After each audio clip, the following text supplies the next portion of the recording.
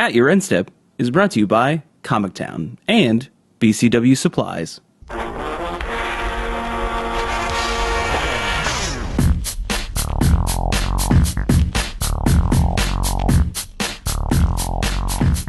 Hello, and welcome to At Your End Step. My name is Morgan, and I'm here with Mike. Hello. And Dave. Hey. And we have another wonderful, fun-filled episode for you folks this week. First and foremost, we were running a contest, and we actually have a winner for that contest here.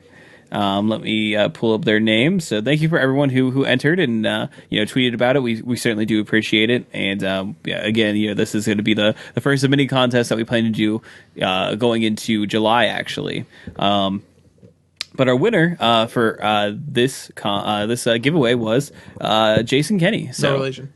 no relation.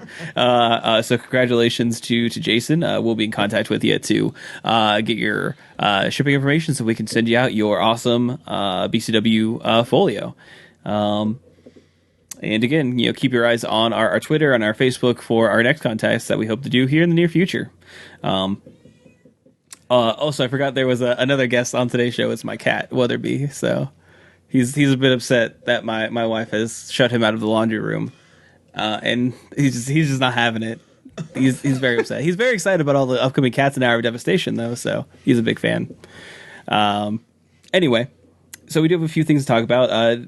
Obviously, we had limited tournaments over the weekend that Mike and I attended, which we'll talk about a little bit of our own experiences, but not necessarily a whole lot of real in-depth information to sort of grab out of those. So competitive will be a little bit short on actual results, but we are going to be focusing on the Invitational because that is going to be something that is happening this weekend that we all are attending. To some extent, other than the Invitational or the Open that's going to be happening in Roanoke as well. So, but let's just jump into the community topics that we do have. So first and foremost, we do have the U.S. Nationals has some deets on it now via Card Titan. So obviously, it is going to be in Richmond, much to our chagrin. Yeah, Richmond, not Columbus. Yeah, it's already been expressed multiple times over. They are going to have last chance qualifiers on actually that Friday, October 13th. Who needs those? Your last chance qualifier, it doesn't actually, everyone who plays in it gets enough Planeswalker points to actually get into Nationals. So good job, everybody. That's true this time around. I definitely did the grinding last chance qualifiers in the old Nationals before. No, but yeah, I did too. This one's a little bit different with the qualifiers. But yeah, it's just so weird. It's like, we'll actually just put a times 10 multiplier on the LCQ and you all get in. So that's weird. Yeah. You all got enough. Just keep playing. Yeah. Now for the main event, it's going to have a $75 entry fee, which is high. Don't get me wrong. But I mean, it's comparable to what GPs are at right now. But you have some give and take with that. I mean, the promo, first of all, is better. Yeah, it's not Progenitus, so we're doing better. So you do get an Eighth Nexus promo. The price payout also is a little bit better than an Open. So it's 25,000 versus 20K. So that's a little bit better. Opens now are $50, so that's where that extra money might be coming from. You do get a playmat that has Hour of Devastation art, which is going to be really weird since Ixalan will be out at that point in time. But okay. Also sad because I saw that Vintage Champs gets Soul Ring, yeah, and we get Hour of Devastation art for Nationals. Yeah, it's rough. And you also get some Card Titan stuff. You get a deck box sleeves and a life pad, so they're kind of setting you up there. You also are drafting. Yes, so the formats are going to be day one, 4 rounds of standard and then 3 rounds of draft. And then day 2 is going to be 3 rounds of draft and then 2 rounds of standard. So, so there isn't a cutoff as far as I know. Yeah, I didn't see anything about that. I looked at Card Titan and I looked at the actual Nationals information. And I couldn't see anything about a cutoff or anything like that. So if we're wrong on that, please let us know. But we didn't find anything. We're not saying we're the best researchers in the world. No, I think whatever. I've said multiple times that there's not a stream this weekend and then there is one. So yeah, we're just straight up liars sometimes. So keep us honest, folks. I imagine that there would be a cutoff.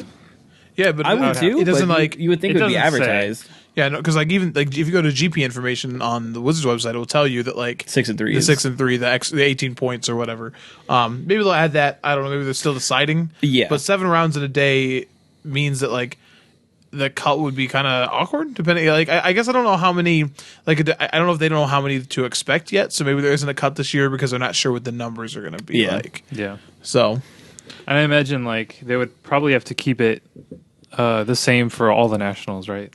yes, Like, that's also so you true. don't want to make it like one, one uniform thing because you're going to have Interesting. different numbers for each. National. Yeah, so maybe they're just going to play it by ear this time, see what the numbers look like before they decide. Because like, worst case scenario, everyone day twos, but like, they're going to get that value draft in. yeah, exactly. So, And then you have the top 2 finishers qualify for the World Magic Cup.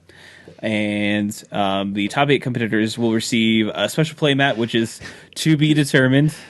I just got to comment on that. Like, I'm sorry, but if I'm playing in a tournament like this and I like lose in the top 8 and they're like, oh, but here you get this special playmat, I'm going to be like, yeah, just throw it in the trash. It's the same Like, thing. It's the same exact thing I've thought about the RPTQs. They're like, hey, you top 6 in RPTQ. Like, I don't. Why would I ever care about this? Right. Who in the world is using that mat? Like, I think like we need to keep it, when you get to this level of competition, playmats are not a great prize. no, like they're fine for the entry thing. Like, Yeah, do yeah, what you want, it's a nice but- like participation thing. Like, okay, you sign up, you get a playmat, sure, that's fine.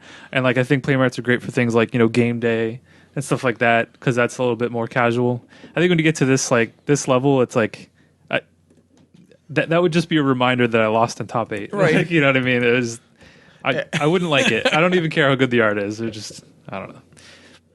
That's all I'm gonna say. Yeah, I agree. But I'm really excited about this event. Like $75 or not, like I'm excited to go play nationals. And yeah, I'll go to Richmond to do it. I've been to Richmond before. I'll get that special wax that you can put in your nose. Sorry, I'm taking it too far. I don't know. When we got called out on it, I feel like I have to like up the level of aggressiveness, like going back. You know what I mean? Like Mike's doubling down. I'll wear like really like spiky shoes so that like I can like use them to pick up extra trash as I walk, so I can help clean the city. You wear like the ice shoes or whatever, like like the ice climbing shoes or whatever. Yeah, I'm thinking more like Stick them the around. sort of like the Doug Funny alter ego waffle stomper. That actually might have been the villain of one of the alter egos. I don't remember now, but he had shoes that were like waffle presses. It's great. But yeah, I'm excited for this. Obviously, like glad to see we get more information on it. And I don't know, they're just like we talked about it before, but Nationals feels different. Like I saw this price tag and I was like, man, I'd be complaining about this at the GP or something, I guess. But like, at least we all got to play Matt, and I'm playing at Nationals. I don't know, like. They probably could have charged more, and I would probably still go play nationals. I mean, 75 is kind of like my limit.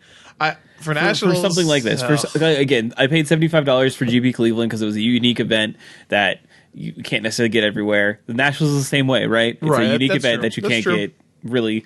Well, actually, you can find it in many different countries. Yeah. Okay. Well, it's okay. We didn't even get a playmat for paying that much for GP Cleveland. That's very so- true. Did That's not. awkward. But we got Progenitus, so we raked in a couple of that value. Hey, didn't you try to sell it to a vendor, and how much Yeah. did they offer you? So they already bought 3, and they said that's too many, and they did not. They wouldn't even buy it for $1. So Would not buy that for $1. Yes, accurate. Is there a worse, like, quote unquote, like desirable card that they could have made for the GP promo? A worse desirable was Like- Progenitus desirable? I mean, at maybe all? it's like an iconic kind of card, you know? Yeah, but just had a printing. I know, but like, Man, they certainly could have picked something less iconic, but I don't know. It feels real bad. Like I'm sure I could name something, but it feels. Yeah, real I mean, bad. there obviously are a lot of garbage mythics that exist in the world that are out there that we could pick from. I don't know. It just sucks so that they were doing so well, and then they're like, no, just a complete miss. I don't know, like next up, Bonfire of the Damned. Huh? I think people would probably want to buy that more. Maybe. it also happens to line up. It's not 5 colors and can go in a lot of EDH decks, and it was also somewhat played in Modern sometimes. Yeah, it just so happened to line up with like when they kind of like spiked the prices of GPs. as well. Yeah, it's it's just just like- not only it we was gonna just spike the prices, we're gonna give you a worthless promo. It was just real bad. But hey, speaking of promos, something else that we did put on the show notes, but there are new judge promos that we are seeing, and then some people in this room may have in their possession already.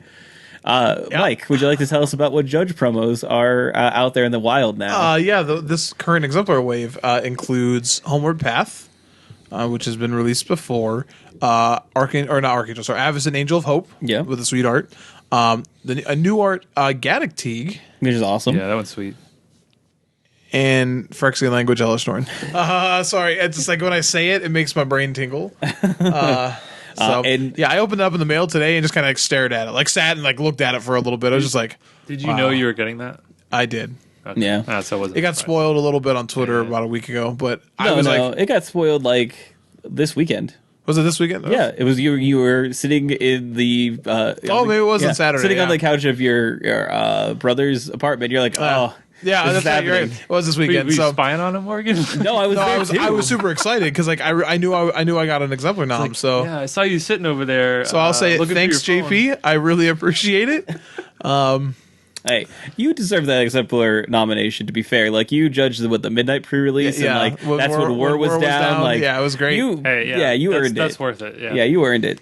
But yeah, these are obviously, and like the Norn is the same exact one that they had printed before Yes, as well. yeah. So there's no like holofoil stamp or anything like that. It's the same border and everything like that. Yeah. So So that's why it's very important, and like there has been some shift with the ones that are already out there. The price is kind of settling down. yeah, it won't be $600 anymore. But No. it's still pretty pricey. Yeah, so. and the Gaddock yeah. Teague is cool, and like it looks actually it looks like it's actually pretty expensive as well. So Yeah, I was trying to find a price on it, but it's so early. There aren't There just- prices. yeah, there aren't There any. just aren't. So I will say that the Elish Norn promo is like that's one of the coolest promos they've ever done. Oh, yeah, no, might it's be so- actually the coolest one. yeah, like it's ingenious. It really is. It's just So a language that doesn't exist except for Right. in Magic. So it's like that very Futurama unique. alien language, right? Like it's like it's very cool. So. All right, but that's pretty much it for the community. Before we jump into competitive, we want to give a shout out to one of our lovely sponsors, Comic Town. Comic Town has one more Standard Showdown event that's happening on Sunday, July 2nd at the shop. So please bring your Standard deck down and play some sweet Showdown action and try to get some of those Showdown booster packs while you still can. And then Comic Town will actually be running Hour of Devastation pre-releases starting at 12:01 a.m. on Saturday, July 8th, and running through Sunday. So they'll be offering, both normal flights as well as Two to Giant. So check out Comic Town Gaming Center on Facebook for all of the deets on that. All right, competitive. So we had GP Sydney. It was team limited and had a total of 284 teams. The team of Jim Wilkes, Simon Linnebury, and Ivan Schroeder defeated the team of Yuya Watanabe, Hajime Nakamura, and Yoshihiko Ikawa in the finals. I think Simon Linnebury. I think I know him. He sits in the old gum tree. I'm like, I just wanted to interrupt and be like, what's the joke? Get to it, please. I'm sorry. I was trying to see if I could go like solve for it, but as soon as I started saying it, I saw your eyes go Puritan stain. I just knew it. I was like, he was Mighty Mighty King of the GP. So like, you can laugh. Okay, you guys can all laugh, but you're the worst. You're the worst kind of person. So congrats to that team. you want to say it again? No. Go. Congratulations to them. Again, we're not really going to talk a whole lot about what happened there because we weren't there. Although, if I had to pick two cities to go to, it would have been Sydney, but by less than what you think. No, so here's the thing. For going to GP Cleveland, I will say what they have done to that part, like Cleveland in general, and not just saying this is a person who's like from that area. It's really undergone sort of a renaissance in the last decade, and they pushed really hard to get this complex built, which was like supposed to like help with like some of the obviously the Cleveland Clinic stuff, and there's a tie-in for this. And the way it's set up right on the lake, you can see the Cleveland Brown Stadium there, which I know may be an eyesore, but whatever. It's very clean. The downtown area there is very clean, and it's not a huge building. It's actually built into the ground. There's a park on top of the convention center, which is actually where they had the end of the festival for the Cavs last year, the parade for the Cavs last year. So I was sitting on top of the convention center last year when I was there. So it's just like it looks really nice, and like I think you would be surprised if you did not go. Like you think like, oh, Cleveland, like. It's not bad. And where it was at in the city is also like there are parts of Cleveland where you probably still don't want to go.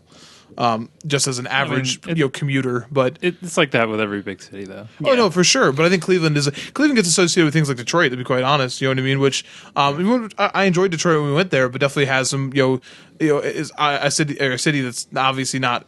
It's kind of down on its luck currently, and I think Cleveland gets that sort of like blue collar, like this is your Michigan, your Ohio, and honestly, it's really come a long way. So, just saying.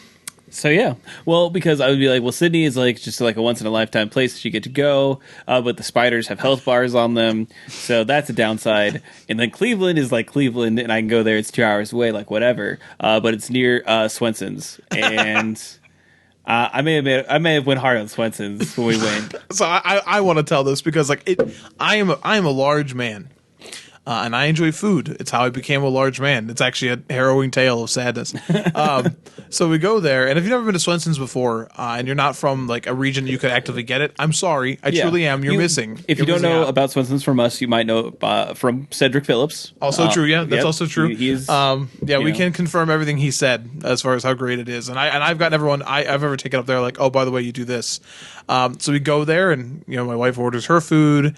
And we're like, okay, go ahead, Morgan. And Morgan's like, I'll take 3 double cheeseburgers and fries and a Diet Pepsi.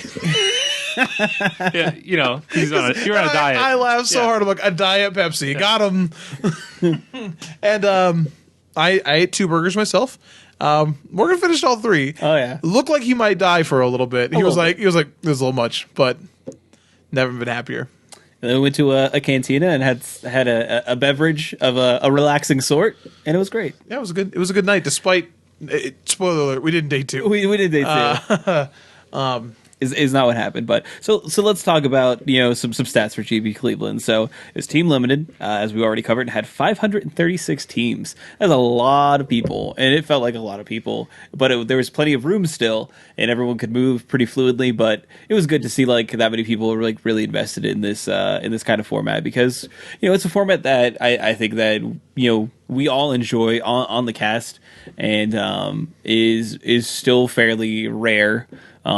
And is really starting to like come into swing again. I feel like there is a time where like team limited or like team events weren't really the thing, but now like people are kind of getting really, really excited about all the team events that happen. I think that they may have been different like at a time before I was playing Magic as well. So I think that it was like a sort of a dip and then like a resurgence. Yeah, it's like they're bringing it back for like the new generation of Yeah. players. You know what I mean?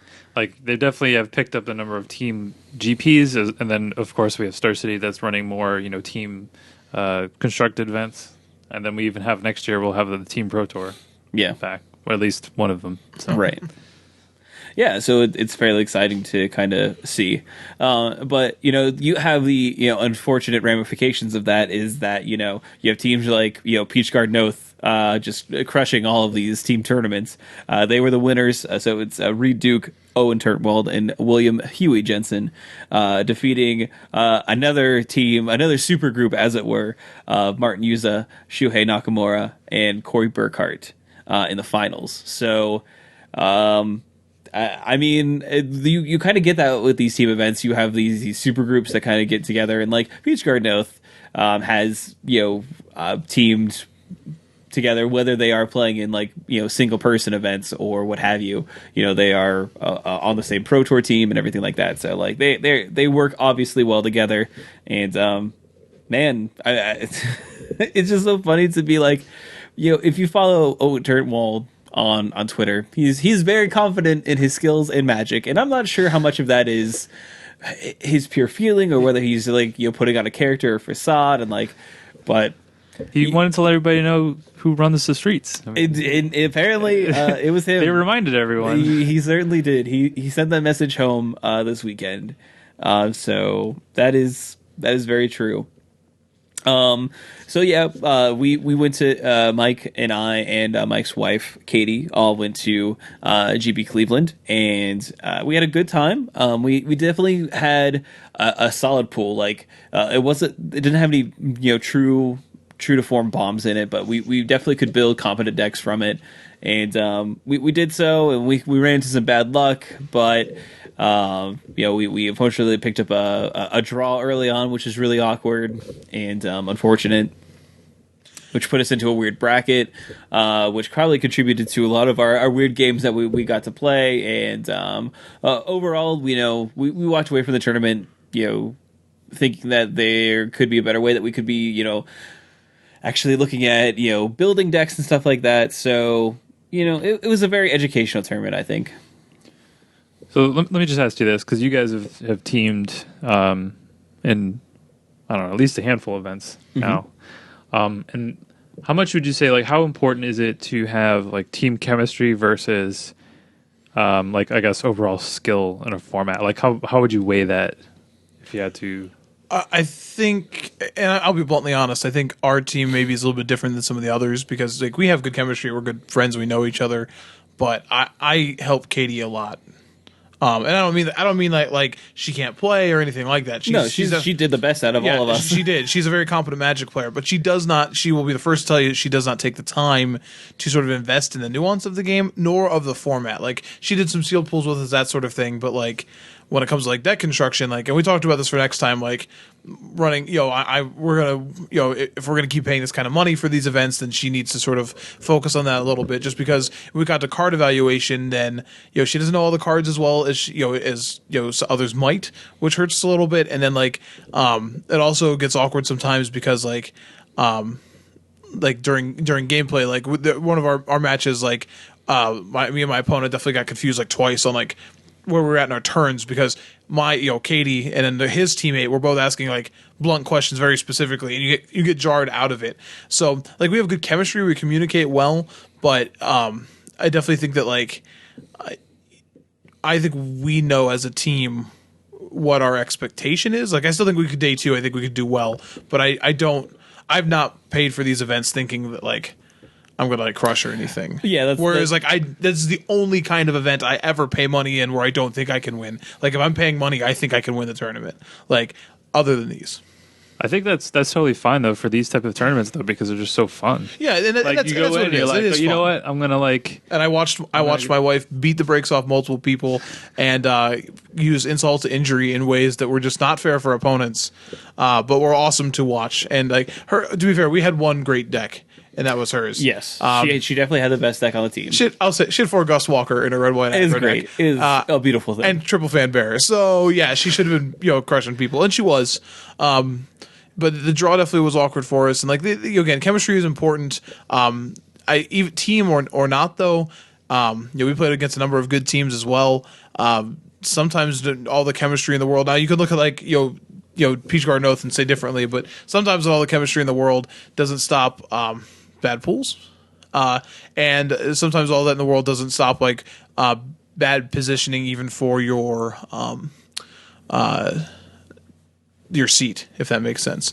Because like I started off really strong because I played against a blue-green ramp decks in a row. But once we got to the point where the draw bracket was different, then I played against 2 very aggressive decks right in a row, and my deck was not fast enough to compete with them. So it just depends on where you're sitting to. So like I think overall these tournaments are fun. We could go about our evaluation better, but like, is chemistry important?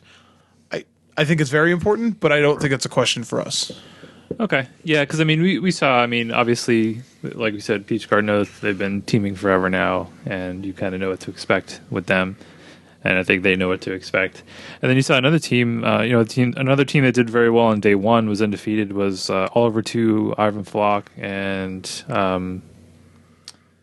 what was it, Shahar Shenhar? Yeah. Which like kind of was like, felt like just an odd team. Like I had never seen those guys team before, and Sure. It kind of felt like it was like a thrown together team, but obviously like they made it work at least on day 1. Right. Now whether they had just a busted pool or what, who knows, but I mean they're all good players, all very capable, so it's like I think I don't know. I think as a format, like outside of a couple of these teams that always do well and just are good at Magic in general, like I do think like I don't think I could, and maybe Morgan, I don't know how you feel about this. I don't think I want us to always find a way to do better, but I don't think I could actually fathom like mastering it. Like the mastering of building 3 decks and then like the variance that goes into playing 3 games of Magic at a time. Like man. Yeah. So like it's just you I think you see teams like these succeed is because you just have a high brain trust. Like they just have enough collective knowledge to act independently of each other and know when to ask for advice on a play Sure. and stuff like that. So they have the efficiency to work through their games quick enough to either finish a game and help the other players as soon as possible, or just be able to derive lines. So that's why you have when you have three of those great minds working together. Obviously, they're going to rise to the top. I really feel like, regardless of what their actual cards are. Like you could have a completely rubbish pool, and maybe that really affects it. But I really feel like those players know the format or are invested in the format so deeply that they can really make anything out of garbage. Pretty much so. Yeah, I would be interested to hear like from maybe one of those like top teams, of like how much they think that like familiarity with each other and like teaming together all the time gives them like how much percentage are they getting off of that? I mean, versus, like I won't speak for them because obviously we don't. Yeah, but we I think don't know, I think it's huge. I mean, I'm just trying to think back of our day, like when our draw round, Morgan and I were discussing lines because his game was the last one over, and he was going to Gravedigger for a creature back, and we talked about the line and we did it, and then Morgan accidentally tapped all the swamps. Like it was just like a stupid thing you do real quick. I had a match later where like I kept a hand that was low on mana. But I was playing for the Wing Shepherd and like a Drakehaven like blue white deck. So I'm like, okay, wait. You play Drakehaven? it wasn't. It wasn't. It was not bad. Here's the thing. I should have played Approach to the Second Dawn on my main deck. That was one of our Second Son. I mean, that was one of the errors that we had in deck. Yeah, building. that is one of the errors. I Yeah. definitely want You to. sure you didn't just try to shoehorn Drakehaven in? Nope, there? no, I promise. We because of the way our white worked. Quick aside of the deck building, we had a Drakehaven. I left it alone for a little bit, but we had 4 Winged Shepherd, the 3/3 white flyer. You had about like 12. I had 11. I had 11 Yeah. cyclers, with double flood waters and an angler Drake, and just like Okay. it was a good deck. Where like trust every game I played Drakehaven early in the game, they were not close games. Yeah, So, that's a good card. Anyways, though, yes, I know how it sounds for me, and yes, I am pulled to that card. But like, anyway, so I kept a hand knowing I needed to really desperately cycle on turn 1, and then Katie asked me a question, and I came back and played an island and passed turn, and immediately I wanted to just punch the table, and I'm assuming those teams. Don't make those errors because we made these errors because we're also taking the time and the mental power to communicate with each other. You know what I mean? Like I'm not going to play the wrong land if I'm solely focused on my game. You know what I mean? If Morgan's not having a conversation with me, he's probably paying more attention to his mana. But we're low on clock, and we're having a conversation, and he's playing a game of Magic. And I would not surprise me at all if Peach Garden Oath doesn't. One, maybe never had the conversations, and also it keeps track of it better. Yeah. So I just think it's obviously. I mean, we see this consistently with team events where the team. The best teams usually rise to the top. There's a reason why you see Peach cream Garden Oath. crop, yeah, exactly. Yeah. There's a reason why you see Peach Garden Oath. You see, The Wisconsin crew. Yeah, the Wisconsin crew. You see, Rito Williams, Sperling, or like Matt Nass, Sam Party, and Person X, whoever that. No, I whoever will. the third person happens I to will be. also say though, again, there's also at times where luck just plays a part of it. I mean, Morgan played a very straightforward black green deck. And watched multiple games, including our last round we lost, where he drew just like it was like 6 of 7 cards were lands. Yeah. But then we watched like a match the next morning, and it was the Retail's team. It was David Williams playing, and he was playing like 5 colors and hit all of his basics immediately and cast every spell, and it was like, but he still lost that game. To be fair, Yeah. because he was that Shuhei he was playing against that game. I think so. It was Shuei's team. Yes. So So, but it was one of those things where like sometimes you're just like, well, we have 2 colors and he can't even get it. can't play games, but that's just like individual games and it happens. And I think like if you've ever done really well in a large tournament, like I said, like doing well like top 8 opens or like winning PPTQs, that sort of thing, even cashing any that like while play skill obviously always plays a part in it, and the cream will rise. There is an element of luck to this as well. You know what I mean? And when you're adding 3 people in there, you could argue both sides. You could argue this adds consistency. Like if you had 3 good players, sure, but and definitely getting 2 matches can make up for 1 match that's unlucky. But across 3 different pools in a limited format, man, like again, that's why I think like it's hard to compute. We just know that they're good. No, I think it's a different story when you're talking about like top 4 drafts. Oh You yeah, gotta do the team drafts. It's like that's when you can really influence that, and you have some element of control over. Oh what no, your pool. like I feel like there'd be some sort of like weird like beer fest table talk going on between each Garden Oath. We're just like, it's like, and it's like, wait, no, stop communicating in your minds.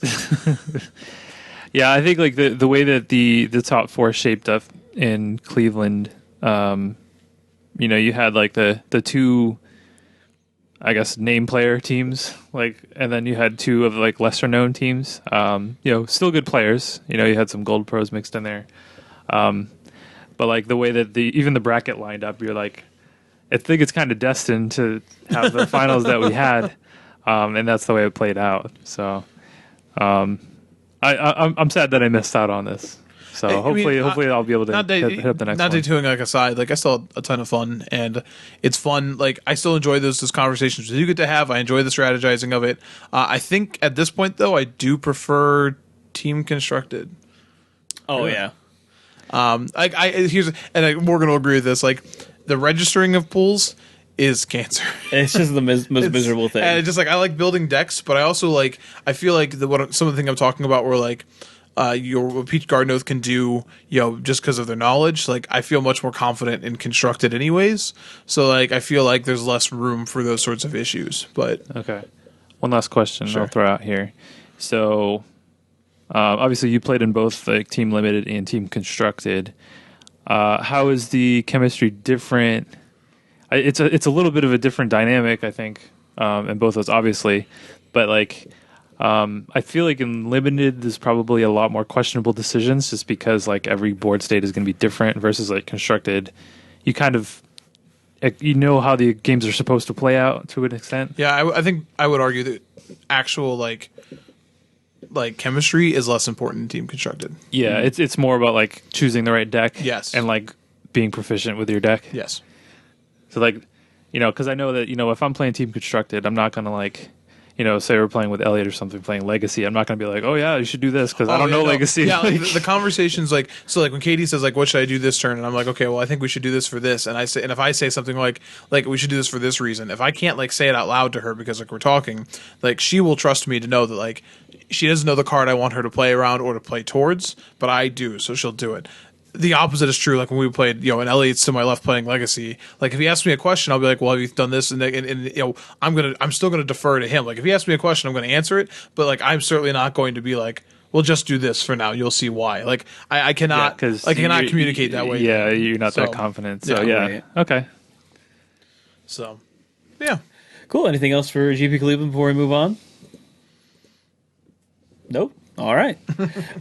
Before we get into our little invitational talk that we're going to have, I want to give a shout out to our other sponsor, BCW Supplies. They are the people that supply us with the sweet things that we can give away, and we just got some more deck boxes actually to provide you fine folks. So again, look to check that out on our Twitter and Facebook.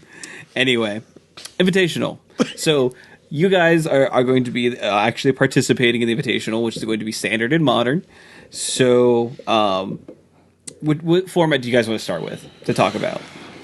Let's start with standard because you're playing modern as well. So I was gonna say modern. I know that's why I jumped in. Boom. Sure. Yeah, we'll go with standard. So Dave, let's start with you because you started looking at zombies first. All right. Yeah. So I'll throw this out here. I have not played any standard since the Comic Town Classic that I won, by the way. Just throwing that out. Playing a deck that's very similar to the one you're playing. Playing a format that is not the same as the format not. now, so that doesn't really mean anything. So, yeah. So I was just looking at. I think we obviously know what the top decks are currently anyway, or the perceived metagame since we haven't really had any tournaments. We have zombies, Teamer Energy, black green variants, and blue red, I guess. Control. I feel like I'm missing an obvious one there. Mardu, yeah. And these are all kind of carryovers from the previous format. The top four decks currently, based on the standard metagame from MTG Goldfish, is Teamer Energy, Mardu Vehicles, Mono Black Zombies, and Green Black Energy in that order. There you go.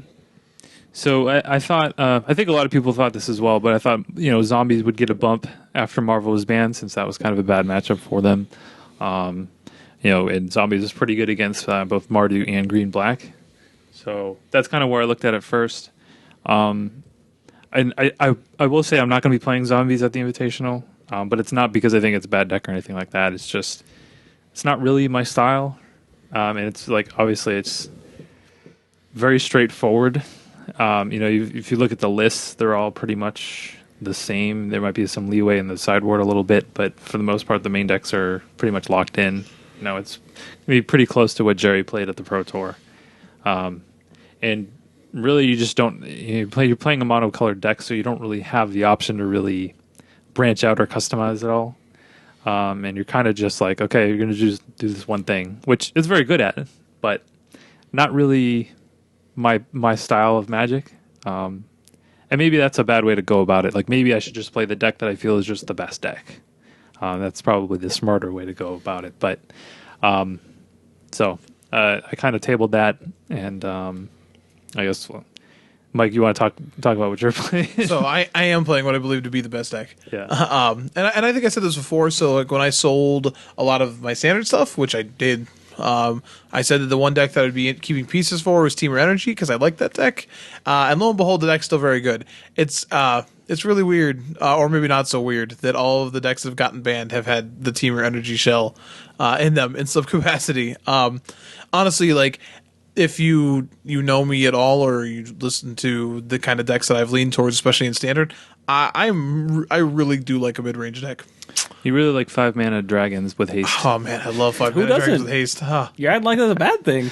Hey, No, I'm not saying it's a bad thing. They brought me one trophy. Yeah, Let's see he's if done we well can do- with 5-mana haste dragons. So and Glorybringer is very well positioned currently, and it is great. Like testing with this deck, and casting Glorybringer has like it's felt a little bit like coming home. This is like, oh buddy, like I'm casting this Flying Flames on Kavu, and it just like it feels so good. Like it's just bring it in, guys. Just lots of hugs. And this deck really is just a really good mid range deck. Like you have the mana creatures, you have fine removal, especially with Harness Lightning playing very a very sort of I don't know scalable role. Because it's got dragons got. I get it, yes. And the deck just curves out very well, pretty consistently. You have a lot of room to sort of play around with it. I also love me an Elder Deep Fiend. Cast a number of those in my time at Standard, and I think this deck like plays off of it well. We had a little bit of a testing night that we got together to do, and I got to play a ton of games against zombies, especially boarded games, and it just consistently felt like a lot of mid-range decks, like against the aggro decks, you desperately feel like you're trying to stabilize and then then pivot. Like you stabilize and pivot, which normally means you're losing game one. That's not how this worked. I lost one game one, and I've done more testing after that, and then lost one of the sideboarded games. And what this deck can consistently do is get on the board almost as fast as the zombies deck. Like maybe not as many creatures, but like presence, like especially with like hydras, and then Glorybringer is like just it picks off creatures to keep board at parity and hits them for 4 multiple times. Like I think in other decks I was talking about with you, Dave, about this before, but Elder Deep Fiend was like a way to like stem the tide, to like let's stabilize the board. But consistently Elder Deep Fiend is just like I'm going to tap you out and win the game right here, like actually just deal lethal to you, and it does that to a ton of decks. So I just as a Magic player, I love how this deck operates. Like I get to play all these good creatures, I get to play a huge spectrum of sideboard cards. You have access to every. We were talking about playing Cut to Ribbons, which is seeing a bunch of play in these decks with 0 swamps, because who needs them when you have servants and Aether Hubs? You know what I mean? Like just play Cut and then maybe ribbons them out later. That's hilarious. I don't know. I think just the ability to build the deck however you want and the style that it plays really appeals to me, and it's well positioned. Yeah, and that's kind of like where I was going with that. Like where zombies is pretty much this almost like set in stone kind of deck. And Teamer is like very, I mean, you can play the version with Deep Fiends. You could not play Deep Fiends. You could play, more aggressively slanted versions with Long Tusk Cub if you want. Or you can play a more controlling version with like main deck negates if you want. So, I mean, you just have access to just like sticky threats, a little bit of mana excel, some counter spells, some good removal. Good planeswalkers. Yeah, you get a good plan. You got a little bit of everything. You got sweepers on the board. So you can handle a variety of things, and it almost feels like a Jund deck, where it's like, okay, what do I perceive to be the top decks, and then I can kind of build my deck in a way that it's going to be able to fight these things. Yeah, I would absolutely agree with that. Maybe not as great of removal as the old Jund decks, but but I agree with that. I mean, you are essentially running like red based burn spells, Right. which aren't as good as maybe having like fatal push and unlicensed disintegration or whatever. You're not gonna be able to kill everything, but you can kill enough, and I think like your creatures are going to outclass other decks And creatures. you just have like energy like allows the deck to really play at a different angle. So between like Whirler Virtuosos, which against like even decks like zombies or anything else, you just all of a sudden have flying attackers or more blockers.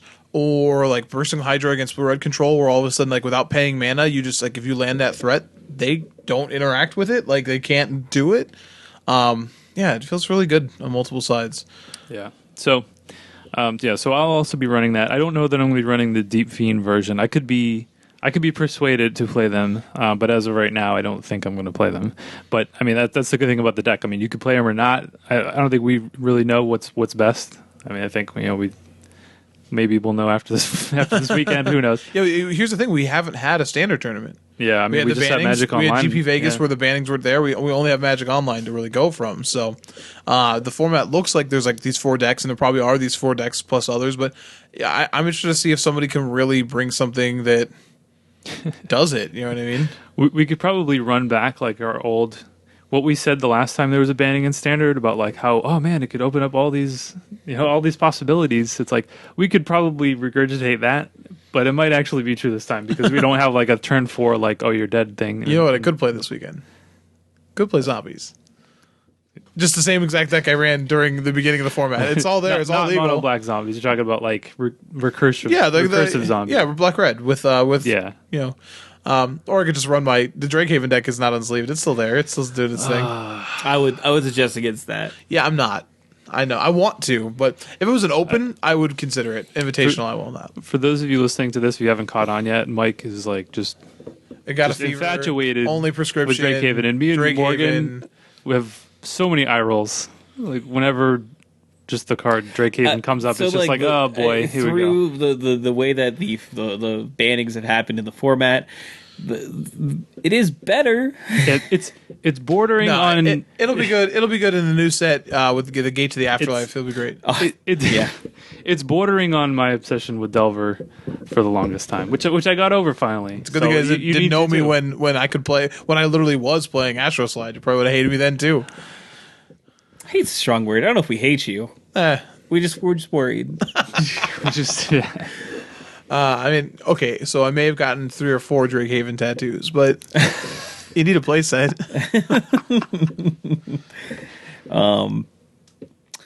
Yeah, I mean, I'm not planning on playing standard this weekend, but I'd have to say if I had to pick between like 2 decks to play, it would probably be Team Energy being my first and foremost because I think the deck is awesome, and that's what I played when Marvel was still legal, and I top forward a PBTQ with it, or I'd play Mono Black Zombies because I like aggressive decks. So those would be my 2 top picks. There you go. Now I do think there's some room for Blue Red Control. Yeah, though I don't have the time to tune it or really. And I feel like you have to hit the metagame dead on. I would really be good. super wary of like playing Blue Red Control in a room that's going to be filled with Bristling Hydras. Yeah, that's problematic. That card wrecks Blue Red Control. Yeah, really, really hard. Very hard to, and for that matter, that's a threat that's just very hard to deal with within the format itself. It's not a good way to typically do it. Yeah, but I would expect to see some of that at least, or maybe even some 3-color versions.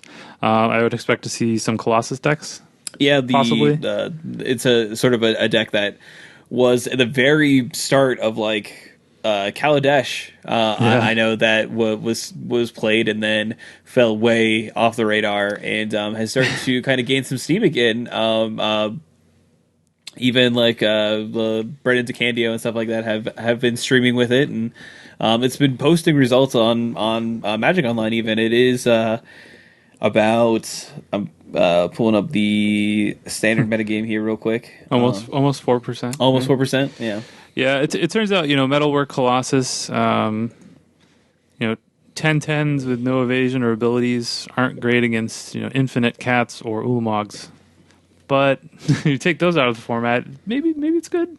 I don't mean, know. when you cast all 4 of them at the same time, then you have 40 power on the board. Sounds like it could be pretty decent. It is certainly something that it is a bit roguish and can catch a format with its pants down. So Yeah.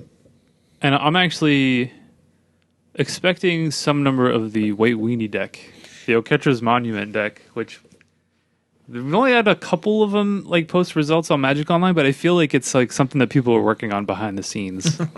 I don't actually know that. I'm just like, that feels like a deck that could be good.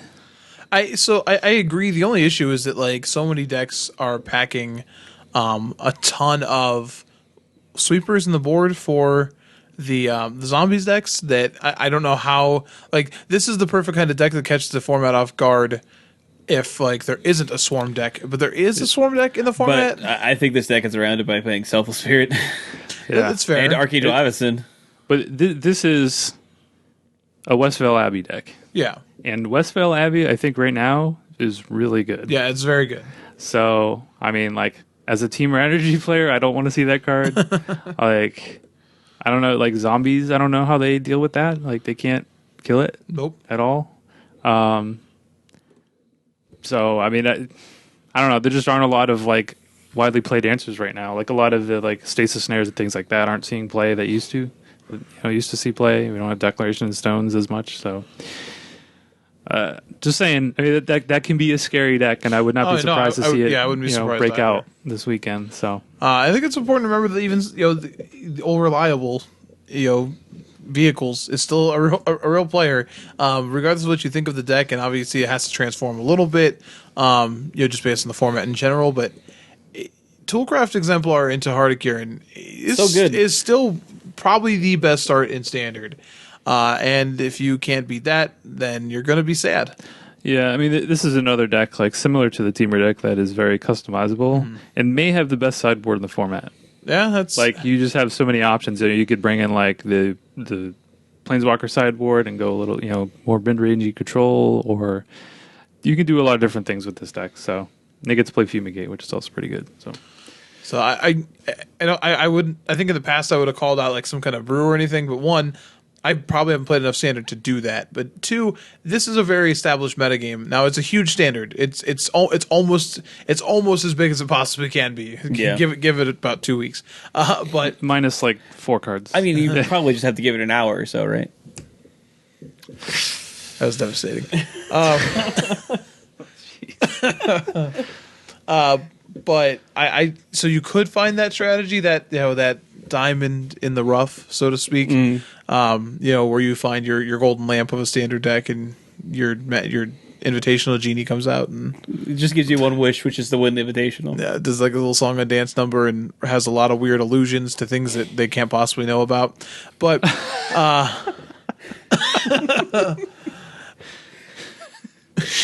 sorry, you just broke Dave.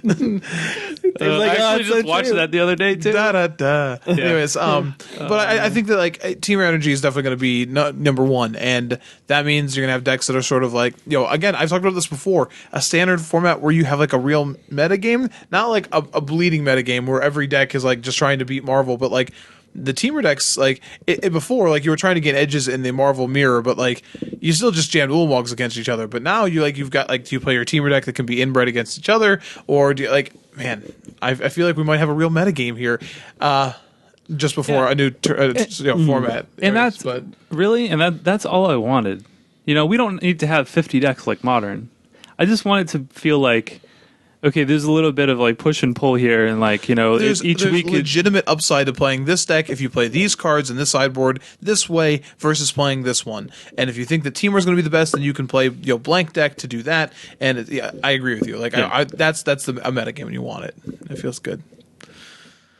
hopefully the Standard proves to be as good as we think it is, and that people come back to it, because I think a lot of people. I'm just gonna cast dragons. If it's bad, I'm still just gonna cast dragons. That's all I'm gonna do. Like, oh, bad format, you say? Glorybringer, away. Yeah. Get him. All right. So Modern. So I'm not queued for this Invitational, so I'm going to Roanoke solely to play in the Modern Open. and I think I'm gonna play Abzan, and I'm pretty sold on it. It's the I think at the ninth or 10th place list from the last big modern tournament that happened. Oh, so Abs Company? No, no, no, no. Abs Traverse? No, just No. just straight old, plain old, Just boring old Abzan? Siege Rhino Abzan, and I haven't cast that card in a while, and still feels good. So Mike's coming home to 5-mana dragons. You're coming home to Abzan mid range and Yep. modern because And like Spider-Man that was Hunter and Spider-Man Homecoming comes out next week. It's all coming together, guys. ah, So you're playing Delver in Modern then, right? no, I'm not. Oh, you may. I'm that may actually be it. I mean, you would I'm just stepping jinx out of yourself. my comfort zone in modern, but we'll get to me first. But yeah, proceed, Morgan. Like, why are you playing Abzan? To be honest, it is a deck that I definitely have a history with in playing. I feel like it has a pretty good Death Shadow matchup from results that have happened here and there. And it's just the familiarity, and like if I'm gonna play the tournament, I kind of want to play a deck that I want to play, and you know, Abzan's all right. I'm not gonna say it's like, you know, the deck to beat or anything, like the best deck of the format. I think it's a competitive deck that has a decent matchup against a lot of things that are there, and Yeah, that's the bad matchups aren't that bad, the good matchups aren't that good. It's just kind of in the middle, and I'm okay with that. You just described black green.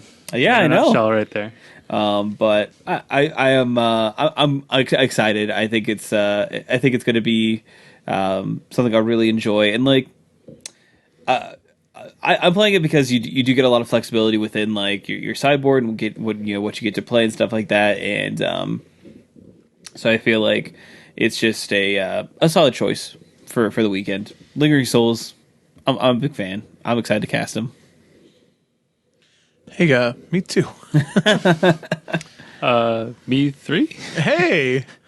Uh-oh. We're all playing different decks, we can't though. be Team Lingering Souls, though. That already exists. That's Yeah. true. Well, I guess I'll go next since Dave wants to talk about his comfort zone.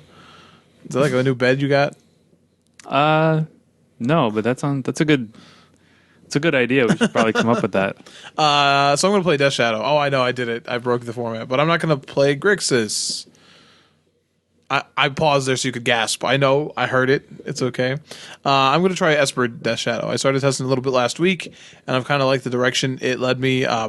Dave very accurately last 2 weeks has picked up on some of the changes in the format, including things like Mirren Crusader, which is, I don't know if you saw, pretty good against Death Shadow, especially the Grixis builds, especially since a lot of the Grixis builds have cut Lightning Bolt in general. If you cut Lightning Bolt, then you actually don't have a way to interact with it outside of a discard effect. So Main deck anyway. out of the sideboard, what do those decks have normally? Anger of the Gods. So okay, yeah, the anger would be get it. Okay, Yeah. cool. Maybe explosives, Possibly. but like it was outs were slim. So, obviously you could go back to playing like lightning bolts, but the reason that those decks started playing lightning bolt is because they wanted to play more terminates, especially for the mirror. Because things like Tassiger or Big Fish are Gurmag Angler are pretty good in the mirror and can be tough to beat, especially when you're only down to 1 or 2 terminates. So I was like, well, you could solve both problems and not have to play lightning bolt if you just played Path. Which is the nice thing about Path is that in those mirror matches, especially as you grind them out, like they play 1 or 2 basics at most. So you're not throughout a whole match or your whole game, a whole match, you're not going to keep just like letting them overpower you with mana. They have 7 total lands generally that can be put into play. So and then Path lets you play around a lot of other big cards in the format that are difficult to deal with. Things like Reality Smashers, where again lightning bolts are pathetically bad. And then you get a whole bunch of sideboard options if you play white, which includes Lingering Souls. And I played a couple matches of mirror matches, against other Grixis builds, and every time I boarded in Lingering Souls and cast it, oh my gosh, did it feel great. And we've seen this tech already. You saw the Abzan version splash it, but I think getting to keep the Grixis shell, like the only cards I'm missing now that I really do like. I will agree it is a big change, but I miss Kolaghan's Command. The other cards are just replaceable removal spells. I get to play Orzhov Charm in its place, which is actually really sweet and has a lot of cool applications, but it certainly isn't Kolaghan's Command. So there's a downside to this. But outside of that, you get to keep the Snapcaster Shell, and your sideboard you get things like Stony Silence, which is great. Is just great. And again, Lingering Souls. So I'm pretty excited to try it out. It feels good in the mirror. It's got some applications against the format, and I'm still just playing like a variant of the best deck. So it feels weird that I'm not playing like Esper Shadow is like the closest to a brew I'm playing at this invitational, and that feels weird because I normally play a me deck, but I guess dragons will have to be as close to a me deck as we can get. Yeah. So in Modern, I had been playing Grixis Shadow for a little while. I was playing different versions of like the Jund, and then like I switched over to Grixis, and then that became evident that was the best version of that Shadow. And then I kind of just hit like a really like cold streak with it, like in playing it. Like I feel like the format really started to adjust to Grixis, and I wasn't having good results with it. And I do still think it's the best deck. I mean, it's just doing like everything you want to be doing in the format. You're disrupting your opponent, you're presenting a fast clock, you even have a little bit of counter magic to, protect yourself against top decks. So it's got a lot going for it, obviously. But I do think that like everybody has a plan for it now. You're not going to get a lot of free wins. It's a lot of grinding with it. Which is typical, I think, of Grixis and Modern in general. But anyway, I wasn't having good results with it, so I wanted to try something else. So last week I decided to play a version of the Black White Eldrazi deck that won GP Kobe. Was that the last one over there? Yeah, I believe so. That Joe So won with his Black White Eldrazi deck, and I just thought it was interesting. I think like that list. I don't know. I just thought it was a cool list. Now I didn't play his exact deck. I made a few little changes just to see how it would go. But played in Comic Town's Monday Night Modern last week. Went 6-0 with it. It was just like felt pretty good. Now like take from that what you will. I mean it's essentially like a FNM level tournament, but it was 6 rounds. So I got some decent experience with the deck, just even just playing games, and it felt pretty good. I think you have a lot of discard in it. You have main deck graveyard hate, you get relics. Some matchups that I thought would be a little tough turned out to be not so tough. So and then but with any Eldrazi deck, you've seen this with Band Eldrazi and with Eldrazi Tron, you can get those hands that are just like, oh, I drew like 2 Eldrazi Temples, and I'm going to turn 2 Thought Knot You, and like turn 3 Reality Smasher, and a lot of decks can't beat that. So you get some amount of free wins with it. So I don't know. I think it's I don't think it's the best deck in the format or anything, but you mentioned Mirran Crusader as a card that is picked up. That is a card that you can play, and that I am currently playing in my sideboard. So I think like the deck has pretty good game against Grixis Shadow, which I expect to be everywhere at the Invitational, at least in the Modern portion. So, that was the main thing for me. Like if I'm going to pick a different deck, I need it to have game against Grixis Shadow, because I would expect to play against that deck multiple times, even in Modern, which has like a million different decks. You know what I mean? So I'm not sure how the Eldrazi Tron matchup is. I think Morgan, we played some games. I think Eldrazi Tron is favored, but it's not as bad as I thought it was, so I don't mind that as much. But yeah, so that's what I'll be playing. I'm still working out some of the last slots. You have a lot of colorless lands to work with in the main, so it's like, do I want to play Ghost Quarter or Mutavault, or do I want to play like Vault of the Archangel, or like some number of Cavernous Souls? So there's kind of some customization there, but well, it's an interesting choice. I hope you don't get arrested in Roanoke because you're bringing the Strangler. Yeah, I'm bringing the Strangler. He's coming with us. He's going to be in the trunk. You're On the aiding, way you're, up you're there. aiding and Aiding and abetting, yes, yeah, exactly. a known fugitive. To be fair, I did give him the Strangler. well, I did, yeah. you're both dirty. No, he was like, he borrowed cards from me, and I gave him 4 of the Stranglers, and he was like, okay, I have these for you. I'm like, no, just keep those. No, keep the Stranglers. Those are yours. They don't go back to my house. They do. I have 40 more. Sometimes you make bad specs. I mean, it'll grow over time, man. Yeah, I mean, hey, maybe I'll win the Invitational with it, and then people are like, man, Yeah, this deck's real. I gotta I go won get my a GP. It Stranglers still now. didn't spike over $1, but I do want to say, like that is a unique choice, I think, for you. Absolutely, I'm used to playing like blue, like grindy decks. It's certainly not a deck that I would play in Modern. I didn't even think I would play it, but that's why I wanted to try it out, and I was like, wow, this deck is way better. But than I thought hope it was. runs well for you. I hope it's a good choice. And I think that any deck that's running Eldrazi Temple isn't bad. Like unless it's just not playing Eldrazi and it's just playing Eldrazi Temple because it could. I guess. Yeah. I I think it's got a good sideboard too. I mean, like well, you're playing white. It's white. Like, it has a you good get, like- sideboard. yeah, you get Rest in Peace, Mirror But even Crusader, like and- Blacklight gives you access to even just like basic stuff like Dismember and like Thoughtseize, and obviously Thoughtseize is one of the best cards in the format and Yep. probably always will be. So yeah, I don't think you can be faulted for that choice. I think it's probably like high risk, high reward, but I think that's fine for the Invitational. I mean, again, high reward is a lot of money. That is for sure. So I hope it does well for you, unless we play, in which case I hope it's a bad choice. I hope you made a terrible mistake. I would like to play that matchup. I think that'd be interesting. But Yeah, anyway. we ended up not actually getting to the test very much. We played like 2 games and then we swapped partners. Yeah, you just so if you draw like 7 lands, I'm Yes, good.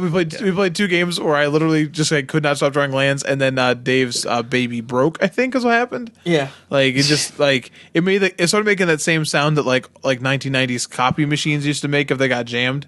It was really weird. So I think I had to change the toner. But come on, that was funny. You're secretly afraid that your baby's a copy machine now, aren't you? Yeah, no, I'm gonna have to check on that now. Is your baby say like brother on it? Because I mean, technically it is, right? Certainly leaks a lot of ink.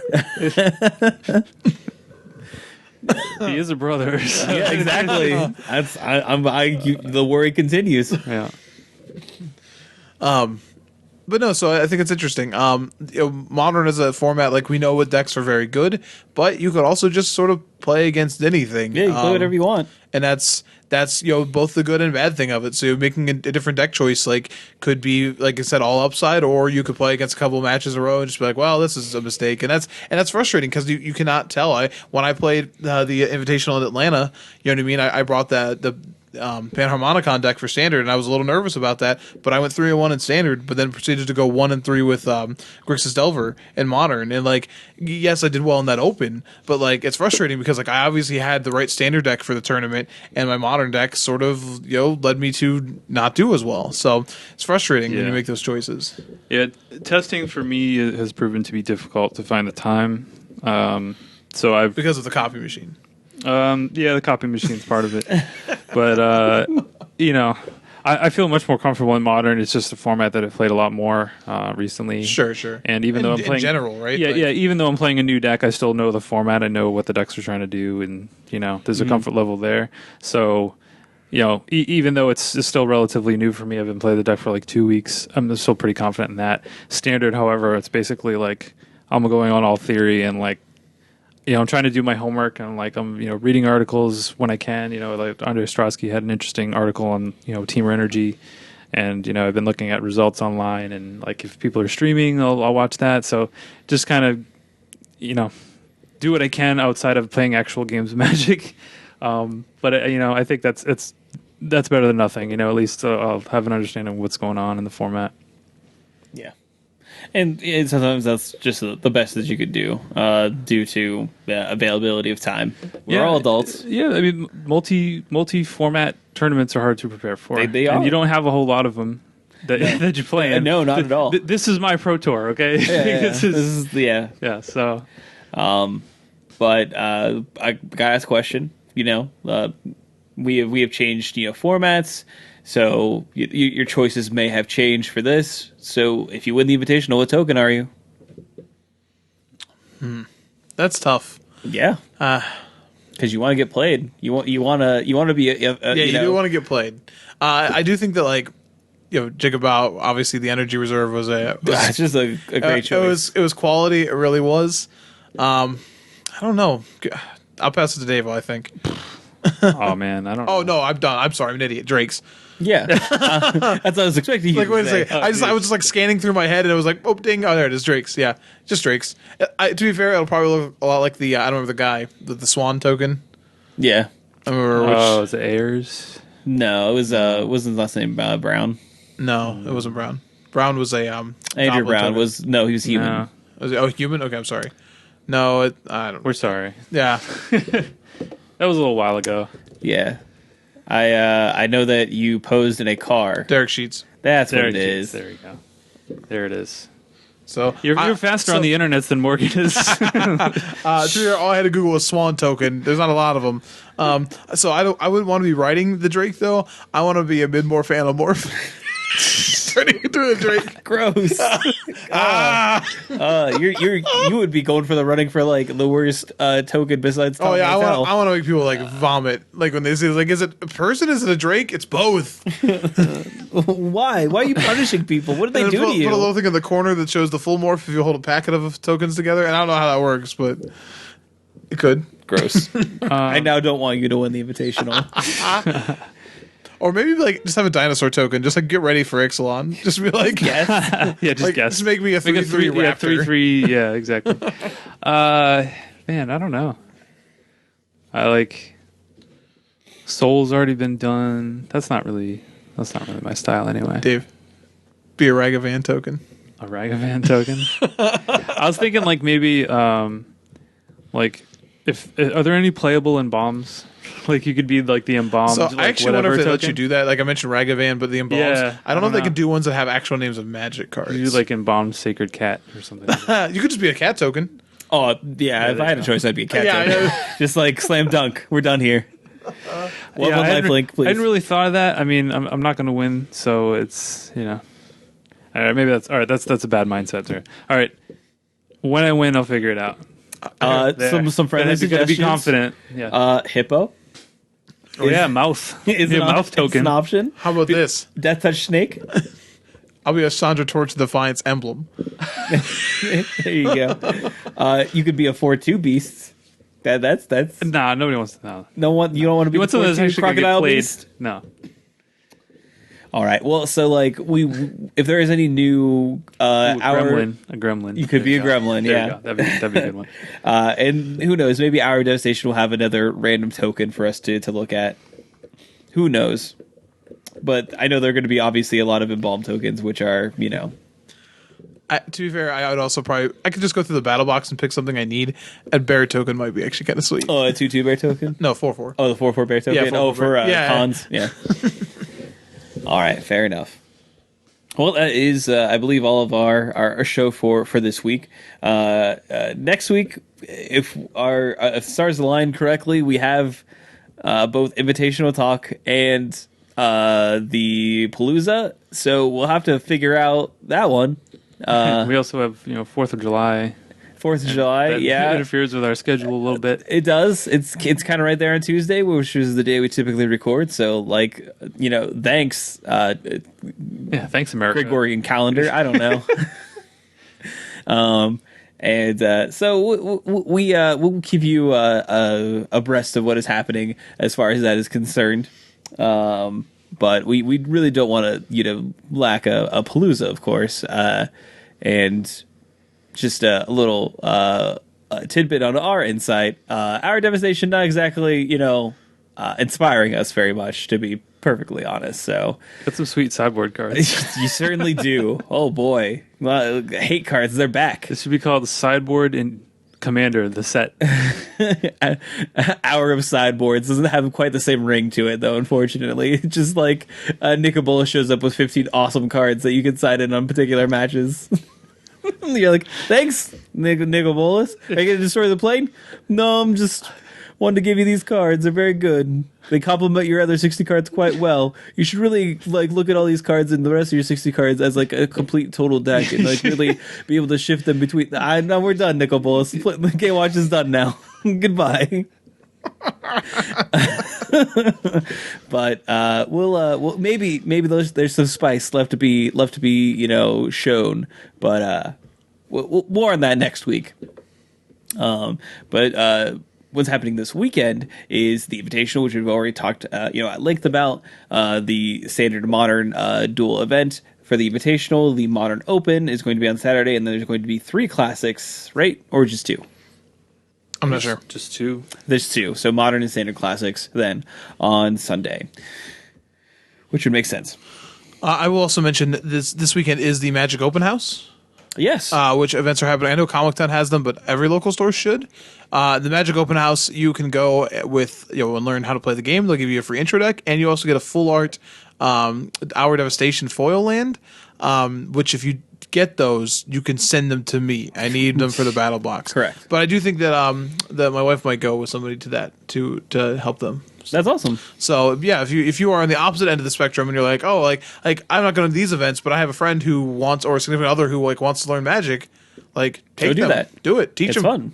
So And then they'll curse you for having that know the best game on earth, and then they have to spend money to play it. So rest in peace, many wallets over the weekend.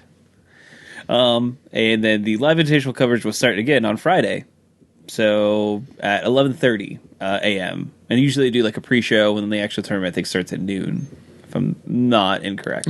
Correct. Yep.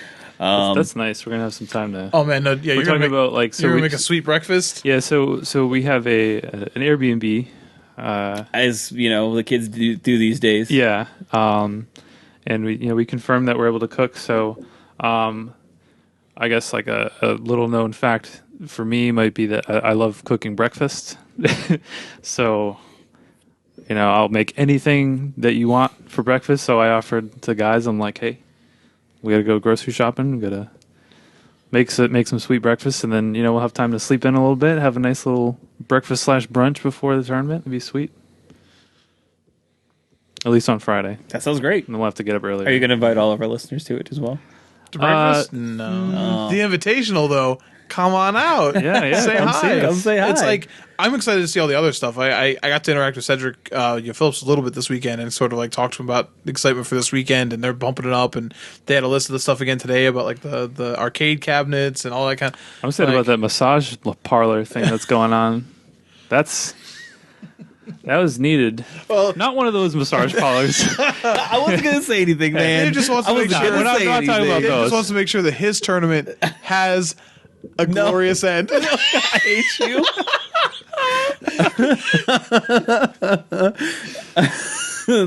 That's great. I can't even be angry. That's really funny. Right? Oh man, I'm so happy. That's terrible. All right, we got to reel ourselves back. We're getting on that Anyway, borderline. For real.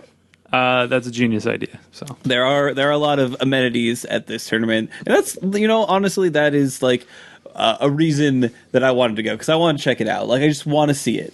Like obviously Yeah, I think Modern's that's great totally and fair. stuff like that, but like, and I'm not cute, so I want to see what they're doing, because I think it'll be really interesting to see. So, but yeah, that's pretty much it for this week's show. Thank you for downloading us via whatever means you found us. So if it's via iTunes, feel free to leave us a review. Really appreciate it, and it helps our visibility, gets more listeners to the show, which we always want. And then if you found us via MTGcast, definitely check out some of the other shows they have on there. Tons and tons and tons of lovely, fantastic content for any type of Magic that you like to play. Also, I want to give a last shout out to our sponsors, BCW Supplies and Comic Town. You can find both of them on Facebook as well. And I do want to say again, we now have a Patreon. So if you want to be more involved with the show, give back to the show in some way, and get some exclusive bonuses for doing so, check out our Patreon. It's just www.com. That's not even a website. What am I doing? www.patreon. www.http. Patreon.com/. at your end step. Very easy, very simple to find. And, we definitely are welcome to feedback on it as well. It is something new that, none of us here run a Patreon. So if you have some feedback or, anything for us to changes you'd like to see or features you'd like to have, let us know. You can find us on Twitter. It's just your end step when you do a search for us. And then when you add us, it's at your end step. Also, we have email address at yourendstep@gmail.com and Facebook, of course. So, plenty of ways to reach out, get in contact with us, and really let us know what you think of the show. We appreciate it. We hope to see you guys in Roanoke if you're out there, and if not, maybe another tournament or on next week's show. So thank you so much for listening, and you have a great one. Bye.